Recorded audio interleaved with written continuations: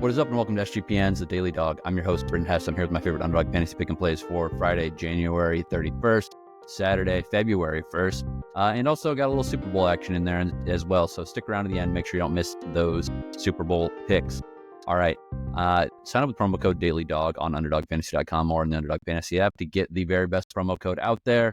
You get a $1,000 deposit match bonus. So 50% of 2,000 is 1,000. So if you max it out, you'll get 1,000 for free. If you do $100, you get 50 for free. If you do $10, you get 5 for free. So no limit to what your bankroll is. Just take advantage of these deposits. That's how you get ahead in this pick'em game, is chase into the promos. If you're interested in that, check out my Twitter profile or TikTok, Just Win Sports. I'm in a little bit of this bankroll building series there. Got some new stuff coming out later today. Okay, let's get right into it with the NHL today. We go with Rasmus, Dahlin higher than 0.5 points. As the Buffalo Sabres host the Nashville Predators. I think that the Predators are in some serious trouble in this game. I know that they're the favorites in this one, but I don't necessarily agree with that. Dahlin, good point getter. Offensively, the Sabres have been looking all right, at least in the last game when they scored 7 goals. And then before that, they've scored 2 in each.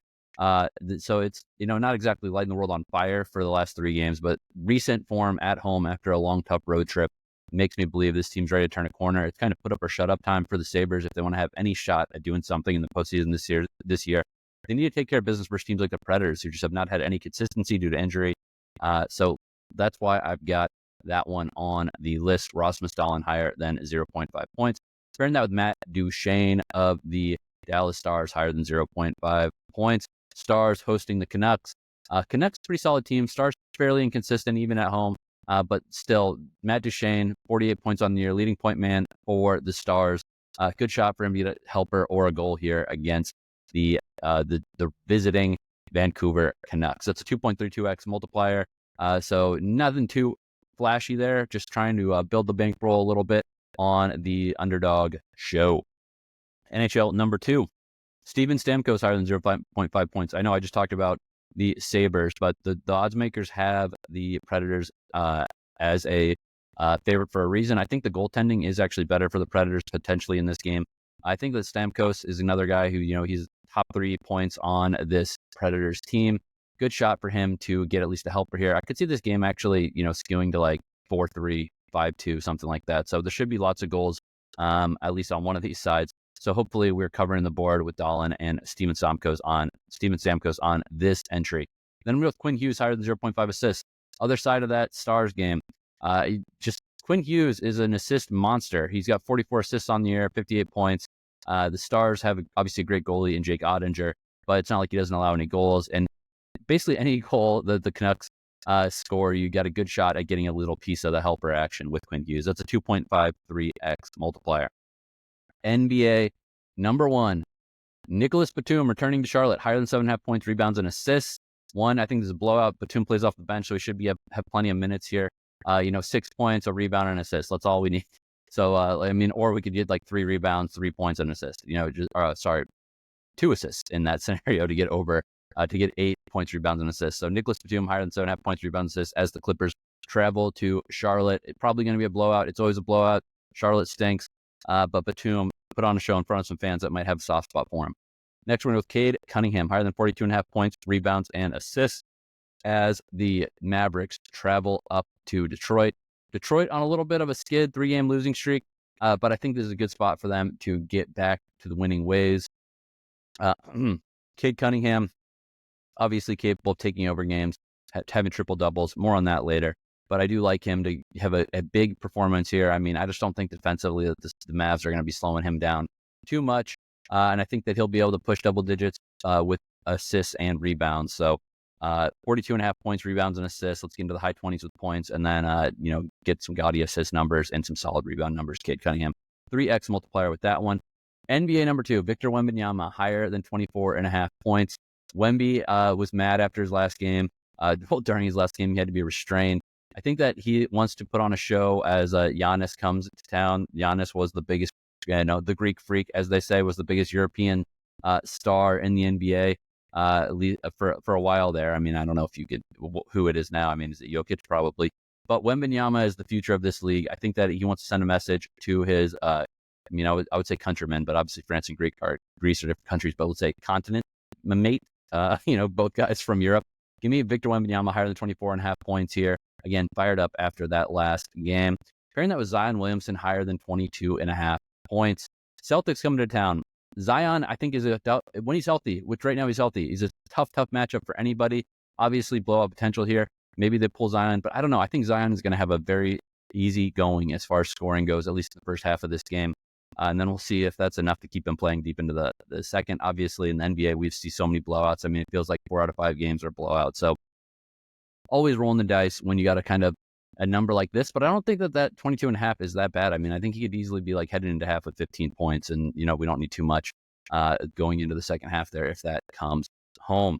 All right, let's go to Saturday real quick and talk some UFC. Terrance McKinney, fight time lower than 4.5 minutes against Damir Hadzovic. McKinney is just a man who only wants to fight for 2 minutes. He's going to go out on his shield or he's going to get you out of there ASAP. I think 4.5 minutes is actually a little bit optimistic for him. I think this should be closer to 3.5 minutes. Just my opinion there, just because I know McKinney doesn't waste any time in the octagon. He's not there for a long time. He's there for a good time.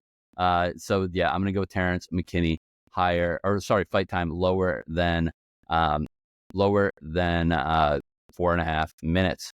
I'm going to pair that with Israel Adesanya higher than 0.5 knockouts. There's a reason for this. That reason is that I think Nasruddin Imamov's striking defense is a little bit suspect. So I'm going to say that over the course of 5 rounds, we are going to see Israel Adesanya find a way to get a knockout here. Just think about this. Derek Brunson landed 42 significant head strikes against Nasruddin Imavov before he was controversially knocked out.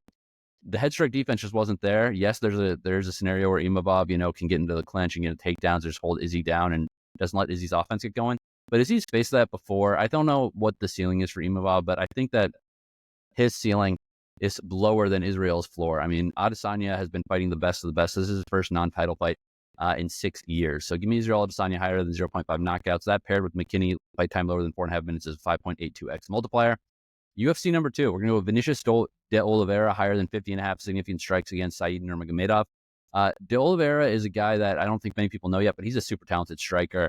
Very, very accurate, very rangy, can just pepper you. I think that Said's not going to have as much takedown success as he hopes to in this scenario. So I think there's going to be a lot of time on the feet. So we just need Vinicius Oliveira to get, in the high teens for significant strikes in each round. I don't think there's probably not a high finish rate in this fight. So I think Oliveira higher than 50.5 significant strikes is very, very good value. Pair that with Jairzinho, Rozenstruik higher than 0.5 knockouts against Sergey Pavlovich, 6.75x multiplier. Pavlovich, I don't think he's going to try to wrestle. I think he's going to try to box coming straight ahead. Jairzinho is a great counter puncher, a good kickboxer. I think Jairzinho is very underrated in this fight. Give me Rozenstruik higher than 0.5 knockouts. That paired with De Oliveira higher than 50.5 significant strike, 6.75x multiplier. Right, Lotto number 1. Yesterday, our Lotto number 1, our 3-leg kind of longer shot Lotto went 2 out of 3. If you flex that, you got 10x return on your money. This one is another one where I definitely recommend you take a look at flexing it, but I'll give you the odds for both of it. We're going to go Tage Thompson of the Sabres higher than 0.5 goals. Martin Necas, now of the Colorado Avalanche, higher than 0.5 goals. And Cade Cunningham, higher than 0.5 triple doubles. If this goes 3 for 3, 56.99x return on your money. Huge payout there. And honestly, if you just flex this, which I think this is a very good candidate to flex. I usually don't flex these, but I might be flexing this one because you're getting a really good payout if you go 2 out of 3. So if this goes 3 for 3, you get 28.49x return on your money. If it goes 2 out of 3, 7.85x. So that's Tage Thompson goal, Martin Necas goal, and Cade Cunningham higher than 0.5 triple doubles. Lotto number 2, the 8-leg big flex. Anna Kalinskaya in tennis, higher than 21.5 games played against Ann Lee. Ann Lee, she delivered for us on her slip yesterday with a game total over, just because she plays a lot of tight matches, a lot of tie breaks. So give me Anna Kalinskaya higher than 21.5 games played. Vesely Micic of the Charlotte Hornets higher than 10.5 points. Nikola Jokic higher than 9.5 assists. Scotty Barnes higher than 22.5 points. Jalen Duren higher than 0.5 double doubles. He might be competing with our guy Cade Cunningham there, but hopefully one of these guys gets it done for us. Then we go Zach Werenski higher than 0.5 points as the Blue Jackets travel to Utah. And then Nathan McKinnon higher than 0.5 assists. Braden Smith higher than 1.5 3-pointers made in the Purdue versus Indiana game. 36.41x multiplier if it goes 8 for 8, 1.79x 7 for 8, and 0.73x if it goes 6 for 8. So you get a little bit of money back if we go 6 out of 8 there. All right, way too early Super Bowl number 1. This show is already going a little long, so I'll quickly go through the old entries. Devontae Smith, touchdown. Travis Kelce higher than 3.5 receiving yards. Way too early Super Bowl number 2 was Kareem Hunt higher than 0.5 rushing plus receiving touchdowns, and Dallas Goedert higher than 52.5 receiving yards. And way too early Super Bowl number 3. There's a promo on Underdog right now. $15 bet free or sweat free bet. So you get your money back, or sweat free entry, I should say. If you get your money back if this loses. I'm going to go with a big swing here. Jalen Hurts higher than 0.5 interceptions, and Travis Kelce first TD score in the game. 14.67x multiplier. $15 gives you $220 back. All right, that's all I got for you today. Good luck on your picks this weekend, and let's make some money.